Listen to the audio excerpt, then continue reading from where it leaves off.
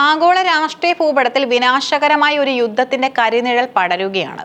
ലോകം മുഴുവൻ ഉറ്റുനോക്കുന്ന ഹോർമുസ് കടലിടുക്കിലെ സംഘർഷങ്ങൾ ഇപ്പോൾ ഇന്ത്യൻ മഹാസമുദ്രത്തിലേക്കും വ്യാപിച്ചിരിക്കുന്നു. ഇന്ത്യയുടെ അതിഥിയായി നാവികാഭ്യാസത്തിൽ പങ്കെടുത്ത ശേഷം മടങ്ങിയ ഇറാന്റെ യുദ്ധക്കപ്പൽ ശ്രീലങ്കൻ തീരത്ത് സമീപം വെച്ച് അമേരിക്കൻ സൈന്യം ആക്രമിച്ചു തകർത്ത വാർത്ത അന്താരാഷ്ട്ര സമൂഹത്തെ ഞെട്ടിച്ചിരിക്കുകയാണ്. 100ഓളം നാവികർ കൊല്ലപ്പെട്ട ഈ ആക്രമണം വെറും ഒരു സൈനിക നീക്കമല്ല, മറിച്ച് ലോകത്തെ ഒരു മഹാദുരന്തത്തിലേക്ക് തള്ളിവിടുന്ന തെമ്മാടിത്തം നിറഞ്ഞ നടപടിയാണെന്ന് പറയാതെ വയ്യ. ഇന്ത്യൻ മഹാസമുദ്രത്തിൽ നടന്ന ഈ ആക്രമണം ചതിപ്രയോഗത്തിലൂടെ പിന്നിൽ നിന്നും കുത്തുന്നതിന് തുല്യമാണ്. ഇന്ത്യയുമായി എന്നും അടുത്ത ബന്ധം പുലർത്തുന്ന രാജ്യമാണ് ഇറാൻ. ചബഹർ തുറമുഖം വികസിപ്പിക്കാൻ ഇന്ത്യക്ക് അനുമതി നൽകിയതും നിരവധി പ്രതിസന്ധികളിൽ ഇന്ത്യക്കൊപ്പം നിന്നതും ഇറാനാണ്. അത്തരമൊരു രാജ്യം ഇന്ത്യയുടെ ക്ഷണം സ്വീകരിച്ച് നാവികാഭ്യാസത്തിൽ പങ്കെടുത്ത് മടങ്ങുമ്പോഴും അമേരിക്ക ഇത്തരമൊരു ക്രൂരത കാട്ടി. ശ്രീലങ്കൻ തീരത്തോട് ചേർന്നുള്ള ഇന്ത്യൻ മഹാസമുദ്രത്തിൽ വെച്ച് ഈ ആക്രമണം നടക്കുമ്പോൾ അത് ഇന്ത്യയുടെ സുരക്ഷാ ഏജൻസികൾ അറിയാതെ പോയിട്ടുണ്ടെങ്കിൽ അത് വലിയൊരു സുരക്ഷാ പിഴവാണ്.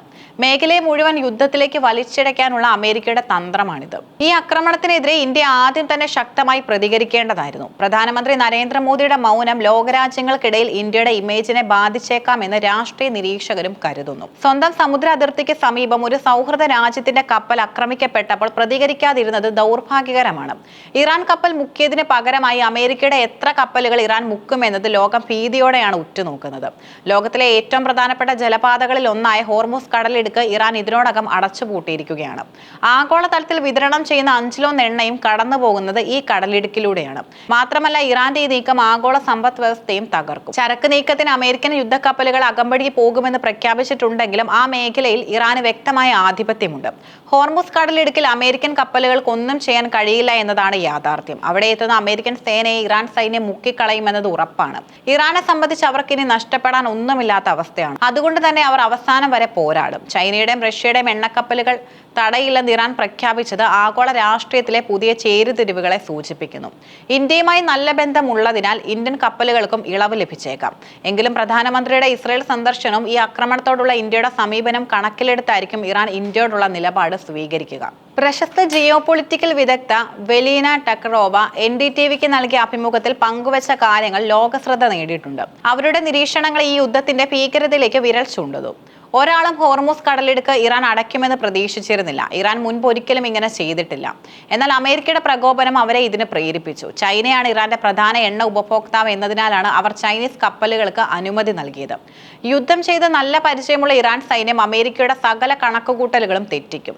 മിസൈൽ ഡ്രോൺ ആക്രമണങ്ങൾ നടത്താൻ ഇറാന് വലിയ ശേഷിയുണ്ട്. അമേരിക്കയും ഇസ്രയേലും ആരംഭിച്ച ഈ യുദ്ധത്തിന്റെ പൂർണ്ണ ഫലം ലോകം വൈകാതെ കാണാൻ പോവുകയാണ്. വെലീനയുടെ അഭിപ്രായത്തിൽ അമേരിക്കയുടെ യഥാർത്ഥ ലക്ഷ്യം ചൈനയാണ്. ചൈനയുമായുള്ള ഉച്ചകോടിക്ക് മുൻപ് ചൈനയുടെ സ്ഥാനം ദുർബലപ്പെടുത്താൻ അമേരിക്ക ആഗ്രഹിക്കുന്നു. അതിനായി ചൈനയുടെ പ്രധാന പങ്കാളിയായ ഇറാനെ തകർക്കുക എന്നതാണ് അമേരിക്കയുടെ അജണ്ട. ഇറാന്റെ ബാലിസ്റ്റിക് മിസൈൽ പദ്ധതിയും നാവികസേനയും പൂർണ്ണമായി നശിപ്പിക്കാൻ അമേരിക്ക ലക്ഷ്യമിടുന്നു. എന്നാൽ ഇസ്രയേലിനെ സംബന്ധിച്ച് ഇറാന്റെ ഭരണമാറ്റം മാത്രമാണ് പ്രധാനം. ഇറാൻ വെറും ഒരു സാധാരണ രാജ്യമല്ല, അതൊരു ബഹുതല ഘടനയുള്ള ഭരണ സംവിധാനമാണ്. പുറത്തുനിന്നുള്ളവർ പ്രതീക്ഷിക്കുന്നതിനേക്കാൾ വലിയ പ്രതിരോധശേഷി അവർക്കുണ്ട്. യുക്രൈൻ മുതൽ ഗാസ വരെയും ഇപ്പോൾ ഇന്ത്യൻ മഹാസമുദ്രത്തിലേക്ക് വ്യാപിച്ചിരിക്കുന്ന ഈ സംഘർഷങ്ങൾ പരസ്പരം ബന്ധിപ്പിക്കപ്പെട്ടതാണ്. വരാനിരിക്കുന്ന കാര്യങ്ങൾക്കായി കാത്തിരുന്ന് കാണുന്ന രീതിയിലുള്ള രാജ്യങ്ങളും കമ്പനികളും ഈ യുദ്ധത്തിന്റെ ഇരകളാകുമെന്ന വെലീനയുടെ മുന്നറിയിപ്പ് ഗൗരവകരമാണ്. അമേരിക്കൻ സൈനിക മേധാവികൾ നൽകിയ മുന്നറിയിപ്പ് അവഗണിച്ചുകൊണ്ടാണ് ട്രംപ് ഈ യുദ്ധത്തിലേക്ക് എടുത്തു ചാടിയിരിക്കുന്നത്. ഇത് അമേരിക്കയെ തന്നെ സ്വയം കെണിയിൽ വീഴ്ത്തുന്നതിന് തുല്യമാണ്. ഇറാന്റെ പ്രോക്സികളും നെറ്റ്വർക്കുകളും ലോകമെമ്പാടും സജ്ജമായി കഴിഞ്ഞിട്ടുണ്ടാകാം. അമേരിക്ക അമ്പരപ്പിക്കുന്ന തരത്തിലുള്ള നീക്കങ്ങളായിരിക്കും ഇറാനിൽ നിന്ന് വരാൻ പോകുന്നത്. ഇന്ത്യ ഇതുവരെ ഈ യുദ്ധത്തിൽ നേരിട്ട് പങ്കാളിയല്ല. ഒരു രാജ്യത്തിനും നമ്മുടെ വ്യോമപാതയോ തുറമുഖമോ വിട്ടു നൽകിയിട്ടില്ല. റഷ്യൻ പതാക വെച്ച് വരുന്ന കപ്പലുകൾ ഇറാൻ ആക്രമിക്കില്ലെന്നത് ഇന്ത്യക്ക് ആശ്വാസം എങ്കിലും സ്വന്തം വീട്ടുമുറ്റത്ത് നടക്കുന്ന ഈ ആക്രമണം ഇന്ത്യക്ക് അവഗണിക്കാനാവില്ല. അമേരിക്കയുടെയും ഇസ്രയേലിന്റെയും ആക്രമണം നിർത്തിയതുകൊണ്ട് മാത്രം ഈ യുദ്ധം അവസാനിക്കുമെന്ന് തോന്നുന്നില്ല.